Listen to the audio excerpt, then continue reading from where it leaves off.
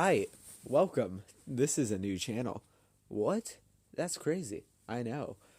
In this channel, we're going to be doing podcasts. Say hi, other person. Hi. Yes, I have them over call. But, anyways, pretty much doing podcasts. And today we're going to be talking about. Undertale OC's last alternate user fandom. Well, if anyone's gonna watch this video, so. It's just our personal opinion. Alright? So don't get Okay. mad.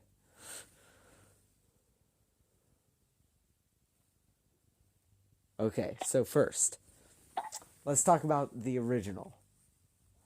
Point out something that, or just like state how you feel about it.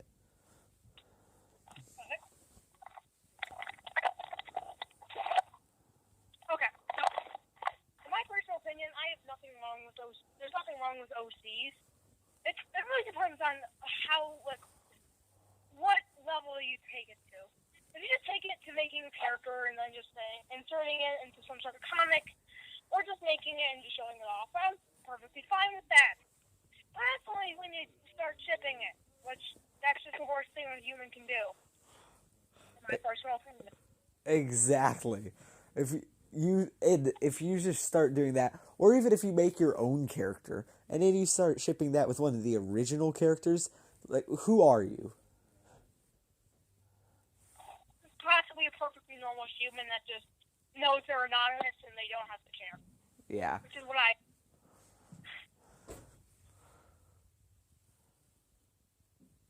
So yeah, that pretty much covers how we feel about certain types of fandom. So for the original game, I myself personally enjoy it. It's really fun and it has very good character building.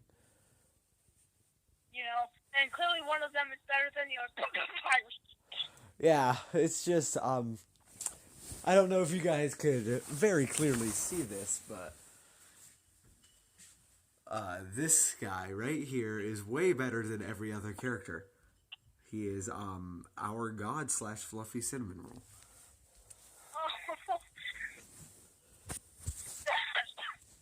So now let's talk about AUs. First and foremost, I'll talk about probably the most known AU in my opinion, which is Underfell. Pretty much, they took the game, they turned it backwards, and slowed down the music. Or sometimes, if you're lucky, you'll get a variation where they basically just take the music and replace it with guitar sounds. Yeah, instead it's like a metal guitar sound. It's really, I believe, a bit overrated, and I don't think it should be getting as much attention as it should be, as it is. I mean, There are some cool. In my personal opinion, there are way better AUs out there. But exactly. Wonderful concept, they just don't do much with it. In my opinion, the opinion that like the AU that deserves a lot, and I'm pretty sure you agree with me on this, Jack, is disbelief. Disbelief papyrus. The original one, not any weird other weirder versions of them. The original one made across, mostly produced by Flames Games. He's pretty good. But this one's probably my favorite. It's the character best. It's not like insanely Undertale fan dummy, and it's honestly just perfectly made. It's almost I almost feel like Toby Fox made it himself, except for he did it. You know, I made two things. Exactly. And it portrays Papyrus so perfectly as a innocent person who is willing to he still believes in you. He still thinks that you have a chance. And no matter how many times you throw him under the bus, no matter how many times you try to kill him and attack him during that fight, he still will accept your mercy. And I think that is a perfect representation of how Papyrus is inside the normal game. An ever-loving friend. Which makes sense. There are only AUs that in my personal opinion, make any other AU that makes a Papyrus are decent, but that's because this Papyrus is my personal favorite. And then I'm going to go into some more obscure Papyrus AUs because I know a lot about this. I have done role playing as this myself, so I have personal experience. Yeah. Obviously, we all know who the best character is, because I've done a bit of role playing, and it's obviously Grilby, because just standing at that counter for a while and then just talking to everybody, it's pretty sick. But Over. But anyways, other than Papyrus, Grilby's up there, because he has literally no dialogue except for making a fire pun thing that he would give you water, but he doesn't touch the stuff. But also, that's a dog in the background. Bear, could you please be quiet? No. Oh yeah. Anyway, let's talk about some other AUs because I can go on all day, but I at least need to talk about more than just two AUs. Exactly. So another AU, or at least just an AU battle, is the Ink Sands battle, which I think I enjoy because it's really creative in how they took every single other AU and pretty much turned it into one giant battle. So more on the Inkstan's character, because he's a thing. The thing that I realized the most with this character is that, in my personal role-playing experience, is that whenever someone was playing as him, they wouldn't use his abilities in the factual amount of role-playing. They would just kind of just play as him. They would just exist as the character. Exactly. I always like to use as an ability to portray like what they do. Similar to, I'm going to bring up one of my things I constantly play as, Dust Belief Papyrus. Not Disbelief, Dust Belief. I'll get into that later. But I use that character more as someone that goes in and slowly yet surely collects XP over time until he stops by either someone trying to kill him, trying to pacify him, or something else. Which most of the time is in Inkstands there, they don't care, which is dumb. Yeah, Inkstands, they literally just like talk and they're like, if you do this, I delete you. But that's not Inkstands, that's Error Sands. Error is the one that just deletes multiverse after multiverse after multiverse. Inkstands is the one who creates everything and pretty much can create anything. Try to protect it too. Exactly. But they don't take advantage of having that power if they roleplay as them. They're just like, I delete you if you do this. And Error Sands is the same way. They're not like, destroy everything, being a like extreme overlord. No, they're like with unlimited power and really not caring about anything. No, they're just like they're pretty much just like walking around doing nothing. And one more thing I have to say about the role-playing thing is that I have definitely fallen criminal to this multiple times, but that was just because it's like what happens inside of the quote-unquote story. But at the same time, whenever I roleplay, I always play as the character and use their personality to try reflecting on to make the roleplay more interesting. Because I realize almost all the chat rooms are like this. So what I do is that whenever I go in there, I just try to make it more interesting. Most of the time, no one cares, and when you try fighting them, they're like, "Oh, dodge, block, invincible, or something." And then I do kind of die sometimes, but most of the time I use block as an excuse because disbelief and Papyrus in general. Alright, that makes sense. I usually go as Grilby just because he's the character that nobody goes as. Because nobody really cares about being Grilby. But you can actually make a pretty intricate story with Grilby. Because you don't have to stand behind the bard all the time. You can do other stuff. You can actually become part of the story in like an alternate story thing. It's pretty sick. And also, since like dust is flammable, pretty much when I die, I'm just like, okay, I just reignite, boom, I'm alive again. Yeah, that's one thing I have to talk about is death in role playing. Yes, I understand no one actually wants to die in there. But what I do is I use the best excuse ever. I'm a ghost now. Suck on that. I just go, oh yeah, dust/ash. Yeah, that's flammable. Or comes from fire. Boom, I'm reignited. Boom, I'm back to Grilby. You killed me, but now I'm back. Haha. Then you go to stanzas. They just literally just say they dodge literally everything. Yeah, Sans, they say they dodge literally everything. But then, if they say I'm about to use my special attack after they use that, that means you can kill them.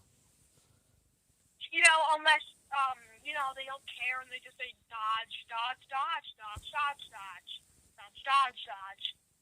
Yeah. That's all they do. Just like improv, roleplay, I there's no no's. I die quite frequently in them, mainly because I let people do this to make the role playing more interesting, to make them have a sense of accomplishment. Not, oh, I'm basically immortal because I can block and or dodge literally everything. I mean, I usually don't get into battles because I'm Grilby. What is Grilby gonna do other than throw a few fireballs? Yeah, that makes sense, but why would Grilby fight you? He's the bartender. He's gonna invite you to go to the bar and probably give you a free drink. I get into fights quite frequently since I'm a psycho. I roleplay as a psychopathic murderer, so it's not too hard to get into a fight. Yeah. So now let's talk about we talked about ink. We talked about error actually. While talking about ink, let's talk about you come up with one that you want to address. The dust. It's the dust universe. As in, we'll talk about the dust universe and a small part of its AUs, because you can never cover every single AU ever. There's too many of them. So yeah. I'll start out with the idea of dust. I mean, it's not an awful idea. It's actually kind of smart, thinking about Sans not giving up to the point where he just tries getting stronger than you, but he realizes that he can't do this because he doesn't have freaking determination in class, which I think is kind of clever. At the same time, you gotta flip over to the role playing. They don't freaking do crap. They're they play as the characters, exhibit minor character traits from the story they came from. And something to leave this off with, because I'm pretty sure we're probably going to have to end this soon. Maybe not. But something I just want to state is with film theory. I have nothing, game theory. I have nothing against you, game theory. But saying that Sans is human, sure, he's breathing, but you aren't, and that could show signs of human, but you aren't breathing inside the game, and you know you're human. None of the other, monsters who are like goats and stuff, they're breathing. So, what does that mean? Nothing. Blood physics, it doesn't really work how they usually work. Well, Toby Fox is a game creator, not a physicist. And then, he actually probably has a life other than examining video games. And then, third, him sweating, which I thought was a good point at first, but then I realized if you sweat, it's not going to be shown on the outside of your mask. It's just going to be on the inside of your mask. But you know what we know that monsters do? When they get determined, and who's the second most determined monster fighting you? Because I'm saying second most, because Undying literally melts from determination. We know it's Sans. And Sans gets so determined, what I think, is that he starts melting in the battle. Or what Matt Pat thinks is just he's sweating because he's tired. But he's not able to fully melt or get as determined as Undying because, well, he's lazy. Which is the exact opposite of determination. I think he's not lazy. I think he's just slowly realizing that there's no way he can win. So I'm abusing that determination. He only channels so much of it because he knows he's not going to win. That makes sense. That really does make sense. So, anything else you want to cover? Yeah, one quick thing. Bell swap is the worst thing ever. Confirmed. Alright. Well, I think that concludes this. Make sure to tune in tomorrow when we talk about Brutal Calamity. Because wait, no, that's our private thing between friends. We'll talk about just edit this part out. we'll give tiny bit of information of Brutal Calamity. You don't know what Brutal Calamity is because technically it doesn't exist, but I really want to spread the word just so when we start to make it a thing, people will actually What? know about it. We're just going to describe a basic tiny bit of the plot. Pretty much what it is. And then we're just going to go on to something else. Yep, I guess we'll do like a small promo for it, and then we'll go on to some other topic, which is hidden until tomorrow, or until I stop becoming lazy and actually come up with something. Sounds great. Well, guys, this has been... I don't have an official name for this YouTube channel / series. So, this is something signing out. See ya.